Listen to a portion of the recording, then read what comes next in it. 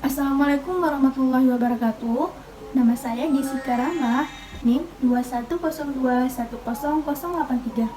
Nah, pada kali ini saya akan membahas materi tentang data. Nah, pada data ini terdapat 3 pembagian.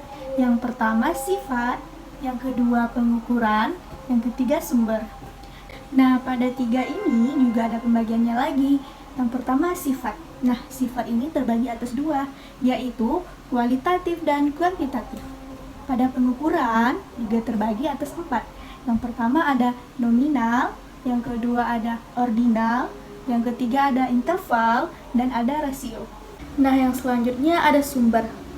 Nah, sumber ini terbagi atas 2. Yang pertama ada primer, yang kedua ada sekunder. Nah, yang pertama saya akan membahas tentang kuantitatif. Nah, kuantitatif ini adalah sekumpulan informasi yang dapat diukur, dihitung, dan dibandingkan. Istilah lain juga menyebutkan bahwasanya kuantitatif ini adalah metode penelitian yang di dalamnya menggunakan banyak angka. Nah, yang pertama contoh kuantitatif.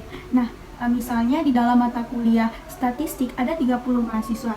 10 orang mendapatkan nilai 90 dan 20 orang lagi mendapatkan nilai rata-rata yaitu 70. Nah, itu adalah contoh kuantitatif. Kenapa? Karena menunjukkan angka dan juga menunjukkan perbandingan antara mahasiswa yang mendapatkan nilai 90 dan mahasiswa yang mendapatkan nilai 70. Selanjutnya tentang kualitatif. Nah, kualitatif ini adalah sebuah pengamatan yang cenderung berupa analisis. Nah, biasanya juga kualitatif ini menggunakan pengamatan yang dalam. Dan di dalam kualitatif ini juga berupa kata-kata. Berbeda dengan kuantitatif yang biasanya menggunakan banyak angka. Nah, contohnya misalnya ada orang yang dia tidak memiliki modal ataupun tidak memiliki uang ataupun tidak memiliki ekonomi yang cukup sehingga membuat dia kesulitan untuk membuka usahanya. Nah, itu adalah contoh dari kualitatif. Kenapa bisa gitu?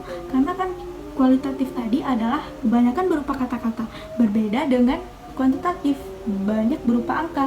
Nah, pada contoh yang saya sebutkan tadi tidak terdapat angka di situ. Nah, selanjutnya tentang nominal. Nah, nominal ini adalah skala yang dapat membedakan karakteristik dengan karakteristik lainnya. Nah, misalnya seperti jenis kulit ataupun warna kulit, agama, dan lain sebagainya. Nah, pada skala nominal ini juga dapat membedakan sebuah benda ataupun peristiwa yang berkaitan dengan pengukuran. Nah, contohnya ya misalnya Budi. Budi berasal dari Jakarta, dia memiliki warna kulit kuning langsat dan dia beragama Islam. Sedangkan Dimas berasal dari Papua. Dia memiliki warna kulit yang agak kecoklatan dan dia beragama Katolik.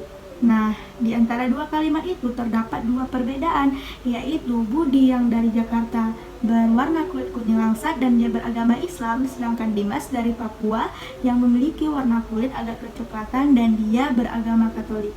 Nah, selanjutnya tentang ordinal. Nah, ordinal ini adalah skala yang berupa mengandung pengertian berupa tingkatan. Contohnya itu dapat kita lihat pada perkuliahan. Misalnya setiap prodi itu kan sering ngasih link survei terhadap mahasiswanya. Nah, kemudian mahasiswa itu diharapkan untuk mengisi survei tersebut. Nah, dalam survei tersebut terdapat satu pertanyaan misalnya, yang mana kita harus memilih apakah kita harus memilih puas, tidak puas, ataupun sangat puas. Nah, itu termasuk contoh dari ordinal karena berupa sebuah tingkatan. Selanjutnya interval. Nah, interval ini adalah skala pengukuran di mana di dalamnya itu terdapat keteraturan dan perbedaan antara 2 variabel yang bermakna dan sama. Nah, contoh interval itu misalnya si Anissa. Anissa berusia 5 tahun, sedangkan Putri berusia 10 tahun. Nah, dari kalimat itu kan sudah tidak hanya jelas bahwasanya si Anissa ini lebih muda daripada si Putri. Bahkan di situ juga dijelaskan bahwasanya Anissa ini lebih muda 5 tahun dibandingkan si Putri. Nah, selanjutnya tentang rasio. Nah, rasio ini adalah skala yang dapat membandingkan besaran nilai suatu benda walaupun benda itu tidak saling berkaitan. Misalnya saya berusia 20 tahun, sedangkan ibu saya berusia 40 tahun. Nah, berarti usia saya setengah dari usia ibu saya. Nah, itu adalah contoh dari rasio, karena terdapat 2 perbandingan. Nah, contoh rasio ini juga tidak hanya dapat diukur dari sebuah usia, namun juga dapat kita melakukan perbedaan atau perbandingan dari berat badan, tinggi badan, ukuran, waktu, dan lain sebagainya. Nah, selanjutnya primer. Nah, primer ini adalah data yang dapat terus berkembang setiap waktu. Nah, contoh primer ini misalnya tentang hasil wawancara langsung. Misalnya wartawan. Wartawan mencari informasi di sebuah pengadilan tentang suatu kejadian atau suatu peristiwa. Nah, pada minggu ini wartawan mendapatkan informasi bahwa pelaku belum ditetapkan hukumannya. Kemudian minggu selanjutnya wartawan baru mendapatkan informasi bahwa pelaku telah ditetapkan hukumnya. Nah, di situ terdapat contoh dari primer yang mana datanya terus berkembang.